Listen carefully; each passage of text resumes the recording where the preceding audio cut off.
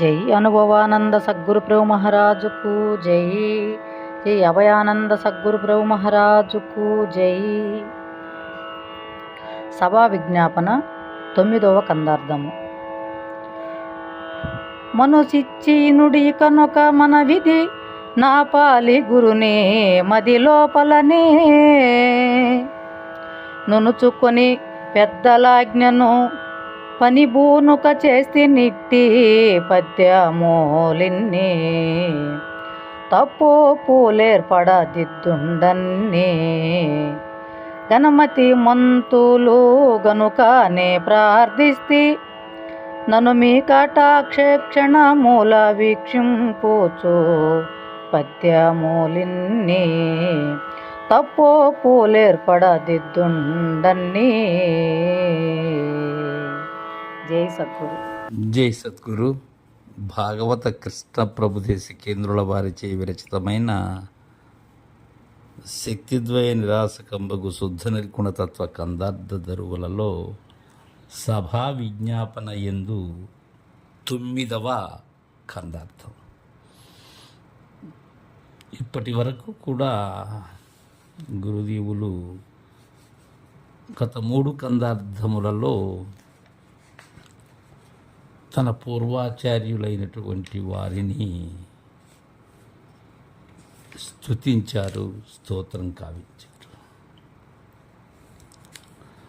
తను వారిని ఎలా తన హృదయపీఠం మీద అధిష్ఠింపచేసుకొని ఈ రచన కావిస్తున్నాను అనే విషయాన్ని సుస్పష్టం చేశారు. చేస్తూ దీనిలో ఇవి వినేటువంటి మహనీయులైనటువంటి పెద్దలు, కవి పుంగవులైనటువంటి వారికి ఒక మనవి చేస్తూ ఉన్నాడు.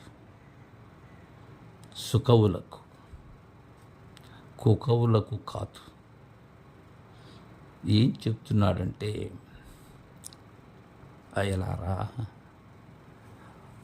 మనుసిచ్చి వినుడి ఇకనొక మనవిది నా పాలి గురుని మది లోపల నేను నుచుకొని పెద్దలాజ్ఞను పని బూనుక చేస్తి నిట్టి పద్యమూలిన్ని తప్పు పూలేర్పడదిద్దుండని. ఏదో ఒకదానిని సరిదిద్ది మిగిలినటువంటి వాటిని విడిచిపెట్టడం కాదయలారా. నేను చేసినటువంటి పద్యములు ఏవైతే ఉన్నావో శివరామ దీక్షిత సిద్ధాంత పద్ధతిగా అయ్యా నేను చేసింది. ఏదో వేరే దానిని, వేరే మూల గ్రంథములను నేను వాటిని తెనుగీకరించటం లేదు. ఇక్కడ ఈ సిద్ధాంతకర్త ఎవరైతే ఉన్నారో ఆ సిద్ధాంతమునకు, ఆ పదమునకు, ఆ మార్గమునకు ఇవి ఉపయుక్తము కాగలవు అనే భావంలో వీటిని ప్రచారం చేసేందుకై ఈ కందార్థములను రచించాను. అయితే నా మనవి కూడా చెప్తున్నానయ్యా, మనసిచ్చి వినుడి అంటున్నాడు. ఏదో శ్రవణేంద్రియము ద్వారా విని మెదలక ఉండటం కాదు. మనసును ఈ కందార్థముల మీద ఇచ్చి ఎవరైతే వింటారో, అలా విచ్చుకొని ఎవరైతే వింటారో వారికి ఒక మనవి, ఇకనొక మనవిది మనవి చేస్తూ ఉన్నాను. నేనేదో మీరు తప్పకుండా వినాలి అని మిమ్మల్ని అలా అడగటం లేదయ్యా. నా మనవి ఇది. నేను తెలియచేయబోయేటువంటి ఈ గ్రంథంలోని పద్యములను, ఈ కందార్థములను మనసిచ్చి వినమని మనవి చేసుకుంటున్నాను.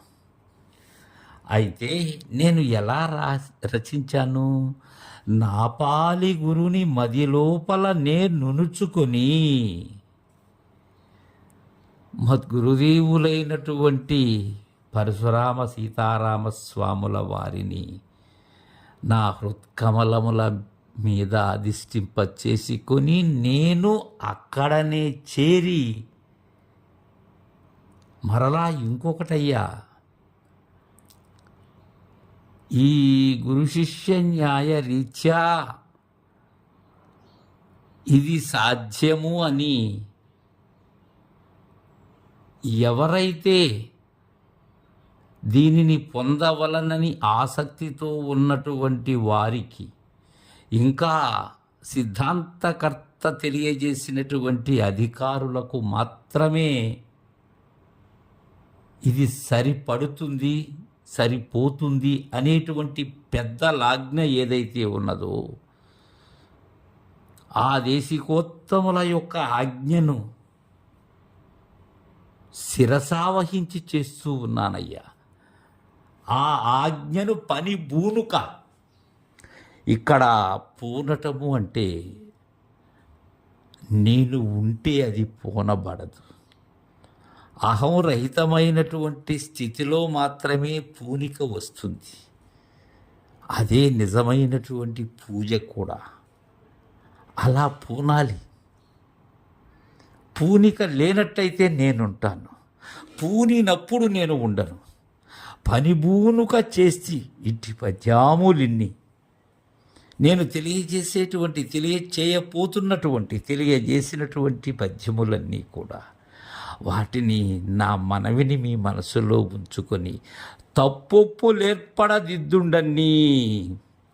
ఇక్కడ చాలామంది ఏంటంటే నేను తప్పుగా చెప్పినా అది ఒప్పుగా చేయమనేటువంటి భావన కానే కాదు కృష్ణ ప్రభువులది. చాలామంది మనం వింటూ ఉంటాం, తప్పులుంటే నావిగా, ఒప్పులుంటే గురుదేవునిగా భావించండి అని.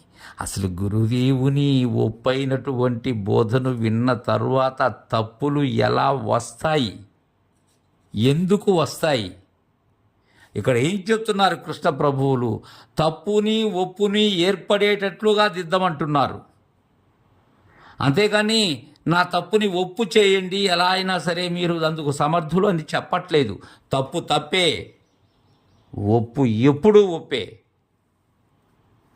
ఏది తప్పై ఒప్పుగా భావనకు వస్తూ ఉన్నదో జనులందరికీ అది తప్పుగానే, ఒప్పైనది ఒప్పుగానే అవి ఏర్పడేటట్లుగా దిద్దండి అన్నిటినీ కూడా. నా మది నుంచి కలం ద్వారా జాలువారినటువంటి పద్యములన్నిటినీ కూడా. ఇంకొక విషయం అయ్యా, ఘనమతి మంతులు గనుకానే ప్రార్థిస్తే, నేను అందరినీ అడగట్లేదయ్యా.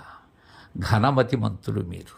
ఇక్కడ ఘనమతి మంతులు అంటే మతి ఏమైనది అంటే పూర్ణస్థితి పొందినది, పూర్ణ మనస్కులయ్యారు. ఘనీభవనం చెందినటువంటి మదిలో చలనం లేదు. నీరు ఘనస్థితిలో ఉన్నప్పుడు, అది శీతలీకరణం చెందినప్పుడు దానిలో చలనం కనిపించదు. అలానే మనస్సు కూడా ఘనమైనప్పుడు ఇక చలనం ఉండదు. అలాంటి మతిమంతులు మీరు, చలన రహితులు మీరు. కనుకనే కావుననే నేను ప్రార్థిస్తున్నాను మిమ్మల్ని. నేను అందరినీ అడగట్లేదు, అందరికీ ఇది అవసరము లేదు. దీని మీద మనస్సుంచి వినేటువంటి వారు మీరలు అనేటువంటి భావనతో మాత్రమే మిమ్మల్ని కోరుకుంటూ ఉన్నానయ్యా. కనుకనే ప్రార్థిస్తూ ఉన్నాను. నన్ను మీ కటాక్షేక్షణముల వీక్షింపుచూ. ఎలా? నన్ను మీరు ఎలా చూడాలి? ఏదో అంటరాని వానిగా, ఏదో ప్రత్యేకత కలిగినటువంటి వానిగా చూడకండి. కటాక్షేక్షణముల అంటున్నారు కృష్ణ ప్రభువులు. అలా వీక్షింపమంటున్నారు అంటే నన్ను దయాదృష్టితో చూడండి. మీ బిడ్డలాగా చూడండి, మీ వాడిలాగా చూడండి అయ్యలారా. అలాంటి దృష్టి, కరుణామృత దృష్టి మీలో ఉన్నట్లయితే మీరు మనసుంచి వింటారయ్యా వీటిని. విని ఇది తప్పు అని నాకు హెచ్చరిక చేస్తారు, ఒప్పు అయినటువంటిది ఏదో దానిని ఏర్పాటు చేస్తారు. అలా దిద్దగలరు మీరు. ఆ దృఢత్వం నాకున్నదయ్యలారా. వీక్షింపుచూ పద్యాములిని అలా చూస్తూ, ఆ దయా దృష్టితో చూస్తూ ఇన్ని పద్యములను కూడా తప్పొప్పులు ఏర్పడేటట్లుగా దిద్దండి. అంతేగాని తప్పును సమర్థించకండి. తప్పును తప్పుగానే నాకు హెచ్చరిక చేయండి అయ్యలారా అని సుఖములైనటువంటి వారిని ప్రశంసిస్తూ వారిని ప్రార్థిస్తూ ఉన్నారు. జై సద్గురు.